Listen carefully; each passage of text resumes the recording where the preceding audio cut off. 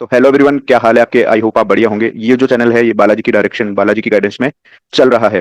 आज हमारे साथ है सीए शुभम सिंह, जिन्होंने ऑल इंडिया रैंक 9 अचीव किया है मई 2023 एग्जामिनेशन में, जो कि टफेस्ट एग्जाम में से एक था। इजी एग्जाम नहीं कहेंगे इसको, क्योंकि ग्रुप वन के पेपर्स आप सभी जानते हैं कैसे आए थे। और उसमें शुभम ने ये अचीवमेंट जो है अचीव की है। तो इस पूरे सेशन में अपन जानेंगे शुभम ने कैसे अचीव किया, क्या स्पेशल उन्होंने किया जिससे उनको AIR 9 मिली, और क्या आप लोग करके आगे अपकमिंग आपके एग्जाम्स में एक्सीलेंट स्कोर कर सकते हैं। तो अभी हम बात करते हैं शुभम से। सबसे पहले शुभम, कॉन्ग्रेचुलेशंस थैंक यू आपको so much. All India rank 9 के लिए। और आपकी तीनों लेवल्स पे रैंक है, सीए फाउंडेशन में भी है, सीए इंटर में भी है, सीए फाइनल में भी है। तो अभी जैसे रिजल्ट से पहले, सीए फाइनल का रिजल्ट से पहले जब आपने एग्जाम दी थी, तो क्या लग रहा था कि रैंक आएगी? जैसा इंटर में और फाउंडेशन में जिसकी होती है ना, उसको कहीं ना कहीं एक्सपेक्टेशंस रहती है, और आपकी प्रिपरेशन भी उसी अकॉर्डिंग हुई होगी कि आपकी रैंक आएगी। तो क्या आपको अभी रिजल्ट से पहले, एग्जैक्टली एग्जाम के बाद और रिजल्ट से पहले लग रहा था कि आपकी रैंक आएगी? नहीं, एक्सपेक्टेड तो वैसा नहीं था कि रैंक मतलब आएगा। मैंने मतलब इतना जाना था कि मतलब पेपर्स अच्छे गए थोड़े। मतलब कंपैरेटिवली आई हाँ, वाज मतलब सीइंग लॉट ऑफ पोल्स जो हो रहा था मतलब यूट्यूब चैनल जैसे। उससे देख के लग रहा था कि ठीक है, पेपर अपना थोड़ा सा अच्छा गया। बट डिड नॉट एक्सपेक्टेड कि रैंक आ जाएगा और वैसा, क्योंकि आई डोंट नो कि मतलब ऑल इंडिया लेवल पे कैसा एग्जामिनेशन गया है, और ये प्रेडिक्ट करना कि विदिन 50 में आऊंगा, ये बहुत ही मतलब रैंक वैसा मैंने सोचा नहीं था। बट एक्चुअली इंटर में रैंक आया हुआ था, जैसे फाउंडेशन में 43 आया था, इंटर में जब 39 आया हम्म, तो अपने को माइंड में कैसा लगा कि अपने कुछ इंप्रूव हुए हैं। तो वही माइंड में था कि इंप्रूव करना है बस। आपका चैनल तो मतलब बहुत अच्छा, मतलब स्टूडेंट को एकदम टाइमली अपडेट्स देता है, तो वो चैनल मेरे को अच्छा लगा था।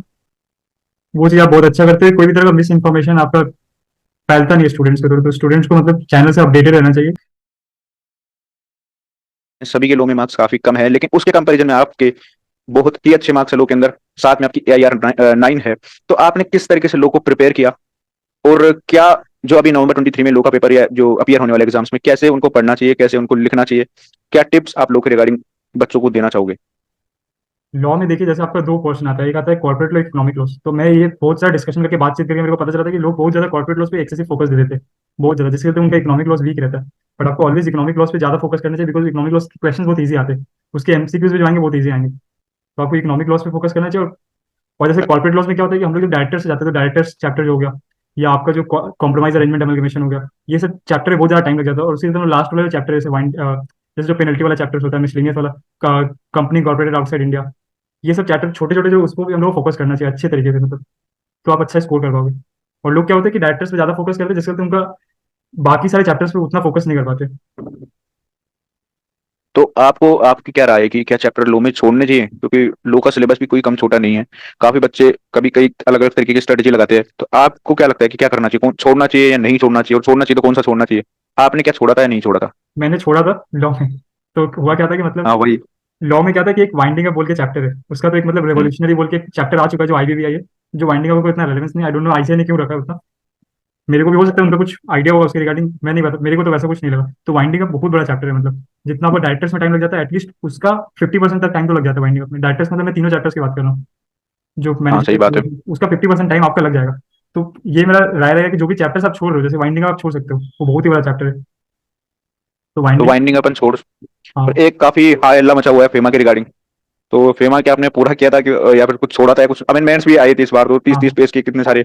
तो उसके रिगार्डिंग क्या, मतलब फेमा और ये वाइंडिंग अप दोनों ऐसे चैप्टर है जहाँ लोग अपने हाथ पाव खड़े कर देते हैं। तो आपकी उसके रिगार्डिंग क्या राय है? आपने बहुत अच्छा चीज पूछा, ये मेरे को हिट नहीं कर रहा था। तो फेमा में क्या था, फेमा का मेरा एक बार हुआ हुआ था कि फेमा क्या है, मतलब जो उसके बेसिक फंडामेंटल्स है वो तो आपको हर एक चैप्टर से क्लियर रहना चाहिए कि मतलब उसमें रेसिडेंट का कॉन्सेप्ट क्या है, उसमें मतलब कैपिटल अकाउंट का मतलब क्या होता है, करंट अकाउंट का मतलब क्या होता है, ये सब आपको बेसिक आइडिया होना चाहिए। और जैसे जो एक बहुत ही मेजर अमेंडमेंट आया था, आई थिंक ODI लिखा लेकर, ओवरसीज डायरेक्ट हाँ, वो नहीं। इन्वेस्टमेंट, वो अराउंड 30-40 पेजेस का था, तो वो मैंने अमेंडमेंट नहीं कर पाया था।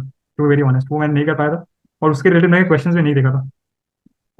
तो यही आप भी कहना चाहोगे ना कि एटलीस्ट आप, कोई बंदा अगर फेमा या वाइंडिंग अप उठा ले, मोस्टली उसकी कवरेज कितनी होगी? 8 मार्क, 10 मार्क्स। 8 मार्क 10 मार्क कम नहीं होते, लेकिन उसके रिगार्डिंग अगर आप सिर्फ वो कर रहे हो, बाकी चैप्टर आप छोड़ रहे हो, तो इससे बड़ा शायद, इससे बड़ी गलती कोई आप नहीं कर रहे हो। तो एटलीस्ट आपको सारे चैप्टर कवर करने हैं। लेकिन अगर आपका फेमा वाइंडिंग अप छूट भी जाता है, तो वो कोई इतना बड़ा पोर्शन मेजर नहीं होगा। लेकिन फेमा में जैसा शुभम ने बताया कि आप बेसिक प्रोविजन, जैसे रेसिडेंशियल स्टेटस हो गया, करंट अकाउंट हो गया, कैपिटल अकाउंट हो गया, एक्सपोर्ट इंपोर्ट की थोड़े थोड़े प्रोविजन हो गए, तो ये जो मेन प्रोविजन पे अगर आप करके जाते हो, तो यहाँ से क्वेश्चन 50% 60% लग जाते हैं। तो पूरा चैप्टर छोड़ने की जगह आप ये भी करेंगे, और बाकी आप पूरी लो को कवर करेंगे, इकोनॉमिक लो को अच्छे से कवर करेंगे, तो लो में आपकी भी एग्जामिशन आ सकती है। लो में भी एग्जामिशन लाना बड़ी बात नहीं है, बस कीवर्ड्स पे भी फोकस करना है लो में भी। तो क्या लो को सिर्फ समझ के जाने से काम चल जाएगा शुभम, या इसमें भी थोड़ा बहुत रटना पड़ेगा, या फिर खाली समझने से काम चल जाएगा? नहीं, लॉ में आपको उतना रट्टा नहीं मारने की जरूरत है, मतलब आप जब एक बार लॉ पढ़ते हो ना, तो वो लीगल लैंग्वेज आपके दिमाग में आ जाता है, आपके DNA में आ जाता है एक तरीके से। कि क्या लॉ सही बोल बात है। सकते हैं वो चीज़ है।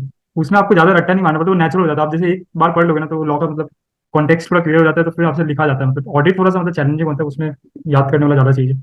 जैसे आप ऑडिट में जाओगे, ऑडिट जो बैंक वाला ऑडिट है, इंश्योरेंस ऑडिट वाला चैप्टर है, उसमें आप क्या ही करोगे, आपको उसको रट्टा मारना पड़ेगा, जो प्रोसीजर्स बताए हुए हैं। आप खुद का प्रोसीजर तो लगा नहीं सकते वहाँ पे, ये मार्क्स मिलेगा नहीं।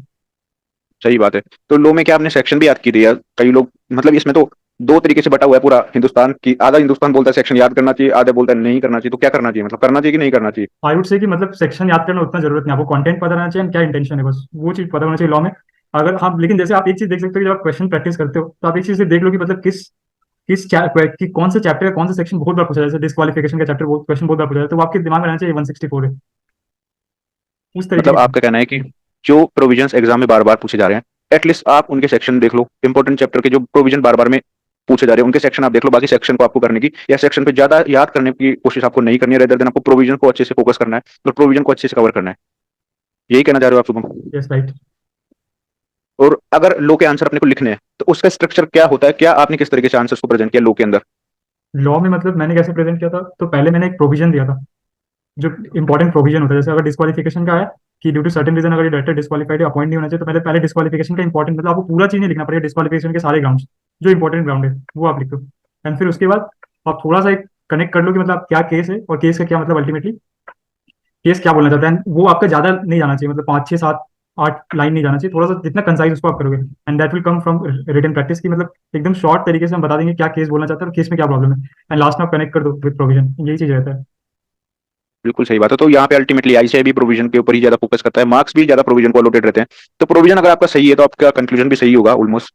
और फैक्ट भी, मतलब फैक्ट को आप ये कहना चाहते हो ज्यादा कुछ एम्फासिस करके लिखने की जरूरत नहीं है, आप टू बी यस पॉइंट ये लिखे, क्योंकि मतलब बहुत आप सारा जैसे प्रोविजन को बार बार कहीं रिपीट मत करो, मतलब हर जगह वो नहीं होना चाहिए, ज्यादा रिपीटिशन नहीं होना चाहिए इन लॉ आपका एक चीज का। हाँ, और क्या है कि फिर पेपर भी काफी लेंदी आने लग गया है और कम मार्क के लिए पूछ रहा है, तो एटलीस्ट मार्किंग को भी अपने को ध्यान में रख के ही उस चीज को करना पड़ेगा, वरना पेपर कंप्लीट नहीं हो। क्या आपका लो का पेपर पूरा हो गया था 100 मार्क का कंप्लीट, या नहीं हुआ लॉ था? का पेपर पूरा कंप्लीट नहीं हो पाया था, अराउंड 10 12 मार्क्स से छूट गए थे मेरे।